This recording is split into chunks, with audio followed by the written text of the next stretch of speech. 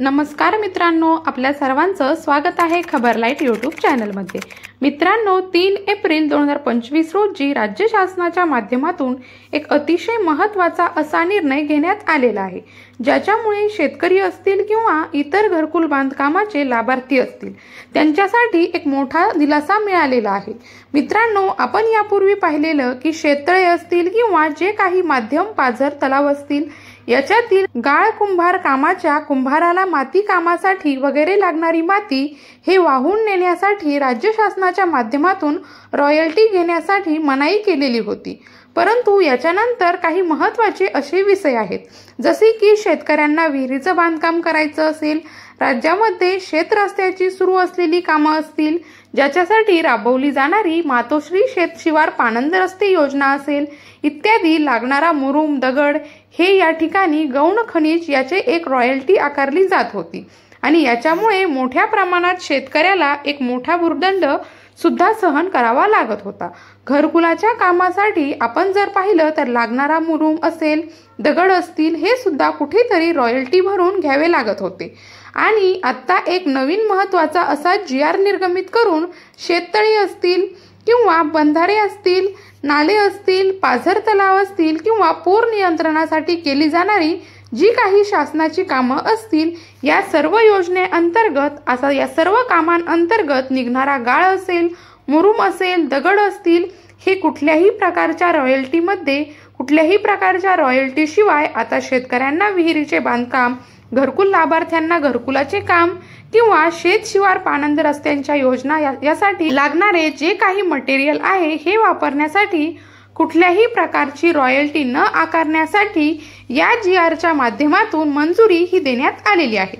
मित्रांनो, याच्या संदर्भातील हा एक महत्त्वाचा असा GR 3 एप्रिल 2025 रोजी निर्गमित करण्यात आलेला आहे आणि याच्यामध्ये आपण पाहू शकता केंद्र शासनाच्या स्थानिक स्वराज्य संस्थेच्या कोणत्याही योजनेतून गावतळी, शेततळी, शेतविरी, पाझर तलाव, गाव नाले, महसुली नाले, बंधारे, बांधकाम माझी, मालगुजारी तलाव, मामा तलाव, लघुसिंचन तलाव यांचे खोलीकरण, सरळीकरण तसेच पूरहानी थांबवण्याकरता करण्यात येणारे खोलीकरण अंतर्गत निघणारी माती, दगड, मुरुम, मातीयुक्त रेती इत्यादी गौण खनिज खालील घटकांना उपलब्ध करून देण्यासाठी शासनाची मान्यता देण्यात येत आहे।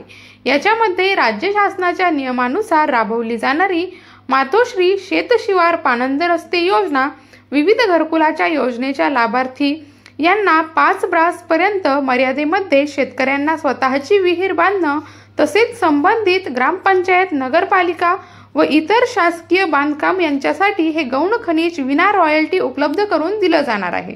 तसेच घरकुल लाभार्थी व शेतकऱ्यांच्या स्वतःची विहीर बांधण्यासाठी तसेच शेततळे बांधण्यासाठी शेतपाणंद रस्त्यासाठी सदर गौण खनिजाचा वापर करण्यात आल्यास कोणतेही शुल्क अथवा स्वामित्व धन आकारण्यात येणार नाही। संबंधित ग्रामपंचायत, नगरपालिका शासकीय बांधकामाचे स्वामित्व धन हे बांधकामाच्या मूळ अंदाजपत्रकात अंतर्भूत असल्यामुळे या बांधकामाकरता सदन गौण खनिज वापरण्याची मुभा असणार आहे।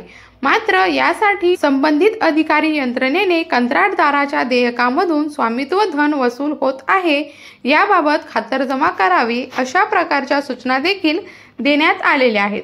सदर योजना करिता संबंधित तालुक्यातील तहसीलदार हे परवाना अधिकारी म्हणून काम करणार आहेत।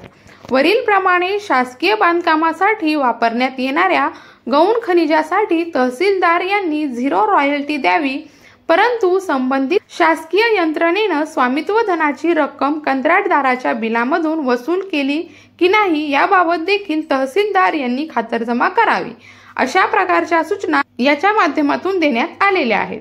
अशा प्रकारे या GRच्या माध्यमातून ही मंजुरी देण्यात आलेली आहे। याच्यामुळे घरकुल जे काही लाभार्थी असतील, शेतकरी असतील, शेत शिवार पाणंद रस्त्याच्या ज्या योजना राबवल्या जात असतील यासाठी एक मोठा दिलासा हा मिळालेला आहे। आता कुठल्याही प्रकारची रॉयल्टी या ठिकाणी मुरुम, दगड आणि मातीवर आकारली जाणार नाही। मित्रांनो, महत्त्वपूर्ण असा GR होता। आपण हा GR maharashtra.gov.in या संकेतस्थळावरती पाहू शकता आणि तसेच याची लिंक आपल्याला व्हिडिओच्या डिस्क्रिप्शन बॉक्समध्ये देखील दिलेली आहे। तर मित्रांनो, महत्त्वपूर्ण असा व्हिडिओ होता। आवडला असेल तर लाईक करा, शेअर करा आणि आपल्या YouTube चॅनलला सबस्क्राईब करायला विसरू नका। धन्यवाद।